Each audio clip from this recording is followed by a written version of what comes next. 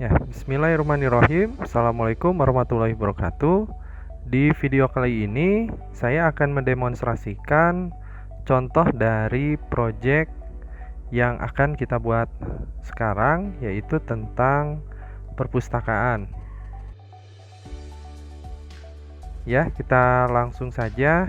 Kita akan membuka aplikasi MySQL yang sudah kita instalkan. Lalu kita masukkan password dari MySQL. Nah, setelah itu kita akan melihat terlebih dahulu database yang ada pada MySQL ini. Nah, di sini terlihat ini masih database bawaan dari MySQL. Jadi belum ada database yang kita buat sebelumnya. Maka berikutnya kita akan membuat database baru sesuai tema, yaitu perpustakaan. Di sini saya berikan nama databasenya db_perpustakaan. Sudah berhasil. Langkah berikutnya kita tampilkan lagi databasenya. Sekarang db_perpustakaan sudah masuk pada database. Ya, berikutnya kita akan menggunakan db perpustakaan untuk membuat tabel dan lain-lain, membuat field, record, ya. Nah, sekarang databasenya sudah berubah. Kita masuk pada db perpustakaan. Nah, langkah berikutnya kita akan membuat tabel. Tabel yang pertama akan saya buat adalah tabel buku. Maka query-nya adalah create tabel, lalu kita masukkan nama tabelnya.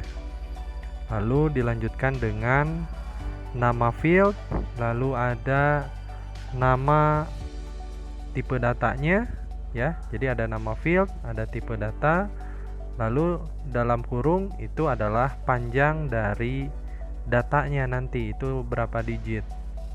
Ya, di sini ada untuk nama field dari buku itu ada kode buku, tipe datanya adalah varchar dengan panjang 10. Lalu ada judul buku, tipe data varchar, panjang 30. Lalu ada penerbit, tipe datanya adalah varchar, panjangnya juga 30. Dan yang terakhir ini ada tahun terbit, itu tipe datanya adalah year.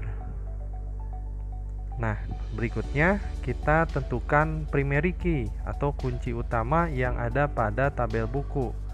Nah, kunci utamanya di sini adalah field dari kode buku. Karena nanti kode buku ini yang datanya tidak boleh sama.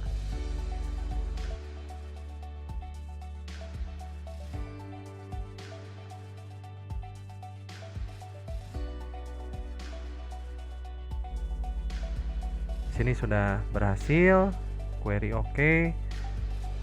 Nah, berikutnya kita akan melihat apakah betul tabel buku ini sudah berhasil kita buat di database perpustakaan. Maka langkah berikutnya kita akan masukkan perintah show tables.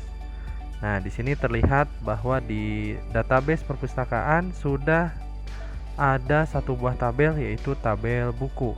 Ya, berikutnya kita akan membuat tabel yang kedua, yaitu ada tabel anggota.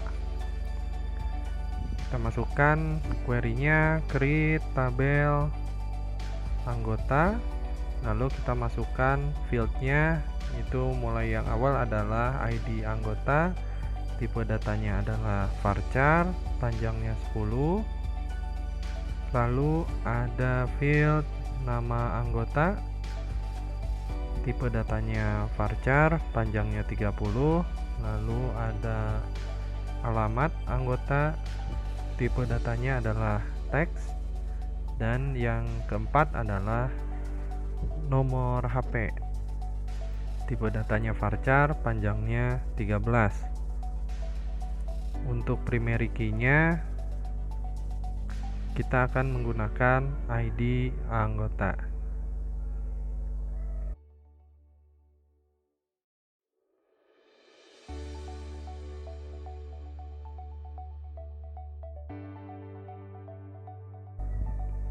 Ya, sudah berhasil di sini. kita akan lanjutkan pada pembuatan tabel yang ketiga, yaitu tabel petugas.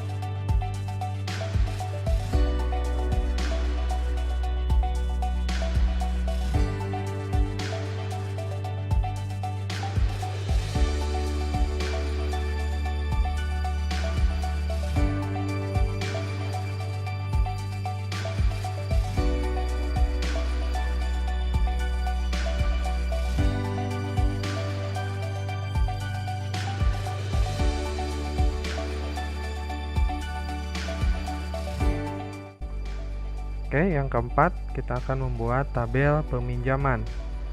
Nah, untuk tabel peminjaman ini tipe nama fieldnya ada ID pinjam.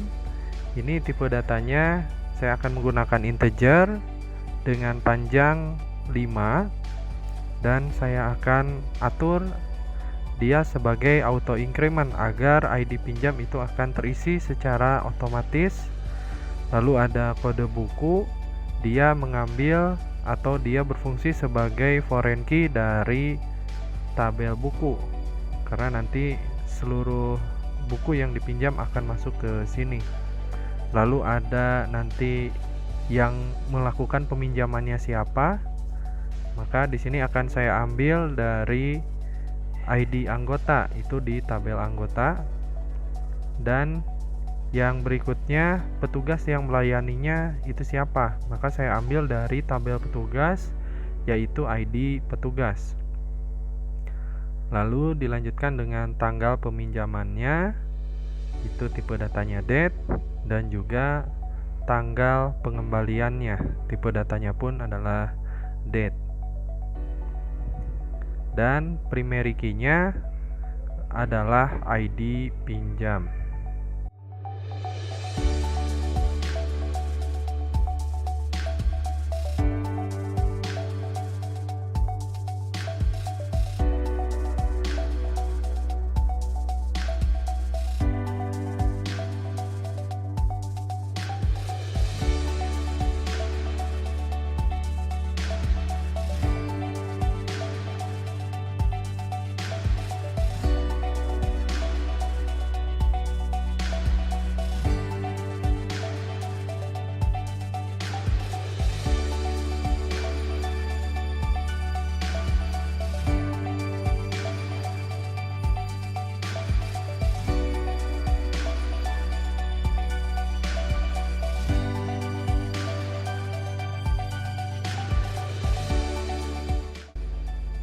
Nah, sudah selesai. Berikutnya kita akan tampilkan seluruh tabel yang ada pada database perpustakaan.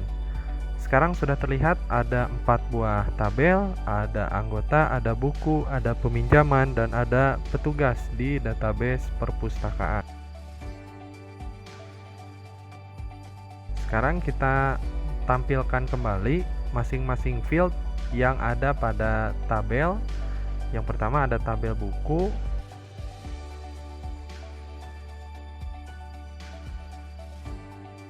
Ini sesuai dengan yang tadi kita buat. Ada kode buku, ada judul buku, ada penerbit dan tahun terbit. Lalu untuk tabel yang kedua itu ada tabel anggota. Kita describe anggota. Maka ada ID anggota, nama anggota, alamat, nomor handphone, terlihat juga di situ tipe datanya dan juga panjangnya. Berikutnya ada petugas dan yang terakhir adalah tabel peminjaman. Kita describe peminjaman. Nah, di sini terlihat ID pinjam, tipe datanya integer, dia merupakan primary key dan ekstranya di situ ada auto increment. Nah, untuk auto increment ini dia wajib hanya bisa digunakan oleh yang menjadi primary key saja dan tipe datanya tipe data numerik atau integer. Ya, berikutnya kita akan memasukkan data pada masing-masing tabel dengan memasukkan perintah insert into nama tabelnya apa. Di sini kita mulai yang pertama, buku, yaitu values. Nah, baru kita masukkan data-datanya. Nah, untuk data-data di dalam tanda kurung ini kita sesuaikan urutannya dengan urutan di nama fieldnya. Jadi di awal itu ada kode buku, maka di sini KD001 merupakan data untuk kode buku, lalu ada fisika itu untuk judul buku, lalu ada PT Sinar Jaya itu untuk penerbit, dan terakhir 2019 untuk tahun terbit. Nah, selanjutnya kita akan masukkan data yang kedua. Ya, data yang kedua ini saya cukup edit saja dari data yang pertama tadi. Kita rubah kode bukunya karena dia merupakan primary key, maka jangan sampai kode buku ini duplikat atau datanya sama. Dan kita sesuaikan untuk field-field yang lain. Nah, jika sudah, kita akan melakukan pengujian dengan cara menampilkan data-data yang ada pada tabel buku. Kita masukkan query-nya select bintang from buku. Maka di sini sudah terlihat ada 2 buah record di tabel buku dan sesuai dengan yang tadi kita masukkan. Nah, berikutnya kita akan masukkan juga data pada tabel-tabel yang lain.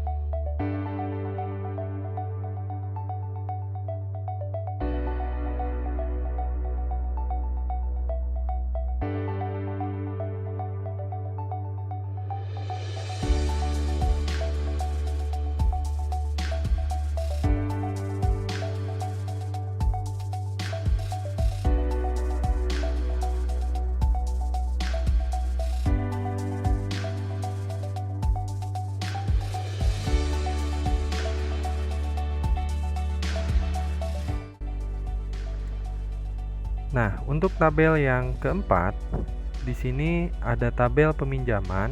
Karena di sini ada sebuah field yang merupakan auto increment, alias yang nantinya datanya akan terisi secara otomatis, maka struktur penulisan query-nya juga berbeda. Kita masukkan query-nya insert into peminjaman. Nah, untuk values-nya, karena ID pinjam merupakan auto increment, maka kita cukup menuliskan nama fieldnya. Lalu dilanjutkan dengan data-data yang lain, sesuaikan urutannya seperti biasa.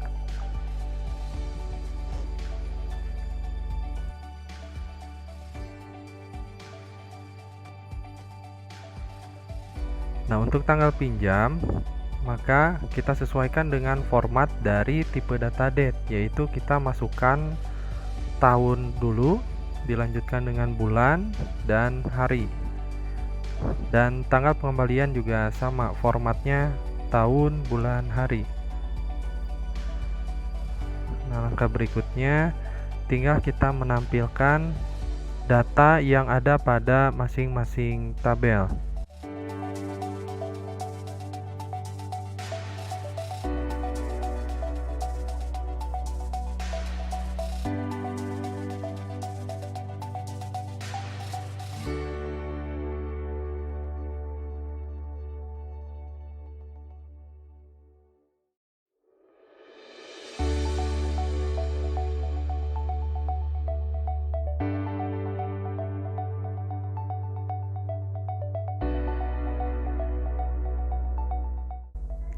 Ya, di sini sudah masuk seluruh data pada masing-masing tabel. Ini hanya merupakan contoh saja. Oke, silakan kalian untuk melakukan eksplorasi, dan saya ingin lihat kreativitas kalian dalam pengembangan dari proyek yang kalian buat. Terima kasih. Assalamualaikum warahmatullahi wabarakatuh.